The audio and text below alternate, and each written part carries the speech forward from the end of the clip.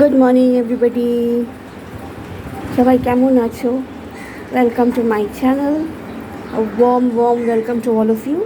সারি বাসে চলে এসেছি and so let's spend some time together. কিছুক্ষণ সময় কাটাই, যেটা আমি করতে পারছি না। আমার মানে এই আমাদের যে আমরা সকল চলনে যে টপিক নিয়ে আলোচনা করা হয়, সেটা আমি করতে পারছি না, বসতে পারছি না। তার কারণ আমি একটু ডিস্টার্বড আছি। নো এক্সকিউজেস, কেননা আমাদের এক্সকিউজ দিতে হয় না, কোনো এক্সকিউজই এক্সকিউজ না। আমি না কনসেন্ট্রেশন আসছে না আমার যে আমি একটু বসবো, কেননা কনস্ট্যান্টলি আমি যখনই বসছি তখনই আমার হাজব্যান্ড আমাকে প্রয়োজন হচ্ছে, ডাকছে। আর বারবার এইরকম কেটে কেটে করতে গেলে না আমি পারি না করতে। তো সেই কারণে আমি বলছি না। আবার যখন একটুখানি নর্মাল হবে তখন আমি আবার আরম্ভ করব বলা। অনেকদিন কিছু বলি না। আজকে একটা আমার কাছে একটা সুন্দর লেখা এসছে, একটা কবিতা। একজন লিখেছেন, ওনার নাম অনির্বাণ ঘোষ। আমি না, উনি পোয়েটকে না, আমি সত্যিকারেরই জানি না, কিন্তু এটা লেখাটা আমার এত ভালো লাগলো যে আমি মনে হলো যে তোমাদের সাথে একটু শেয়ার করি। তাই জন্য শেয়ার করছি, সাথে করে তোমাদের আমার বাগানটা দেখাচ্ছি। আমার বারান্দা বাগান দেখো এরকম হয়েছে, এটা কনসেরা।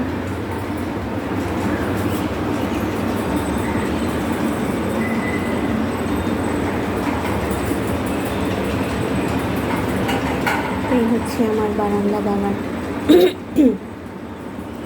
আমি এটা পড়ি, কিরকম করে পড়বো আমি জানি না, মানে কি ওই মন্দিরটার কি ফোকাস করে আমি পড়ছি।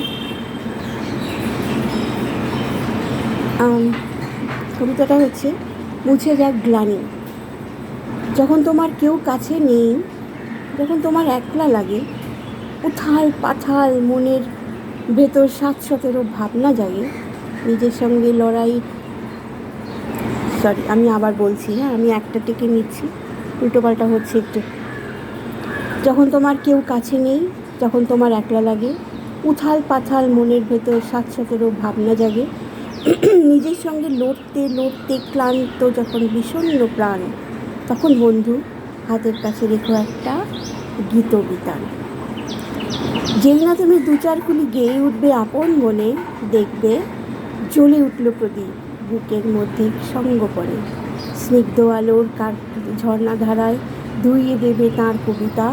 বন্ধু কেবল হাতের কাছে রেখো একটা সঞ্চয়িতা। ভাবছো কেন ফুরিয়ে গেছো? থাকছো কেন বন্ধ করে? ফুটবে গো ফুল, ফুটবে তোমার সকল কাঁটা ধন্য করে। বুকের মধ্যে এগিয়ে চলার মঞ্চ পাবে। তাই তো বলি, আর কিছু নয়, হাতের কাছে রেখো একটা গীতাঞ্জলি। কার না থাকে, কার না থাকে, তাই বলে কি শূন্য সবাই? সামনে আদিগন্ত তুমি, মাথায় দেদীপ্যমান রবি। পথ চলো সেই আশীর্বাদে, জীবন জয়ের মহোৎসবে, তাপস নিঃশ্বাস বায়ে মুমূর্ষুরা বিলীন হবে। অপূর্ব, খুব সুন্দর, তাই না? বলো কেমন লাগলো?